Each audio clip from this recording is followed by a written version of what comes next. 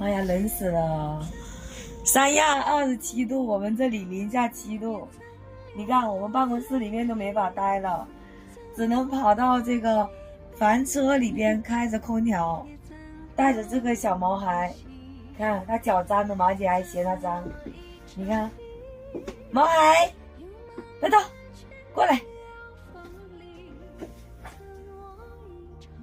你看你扒拉呢。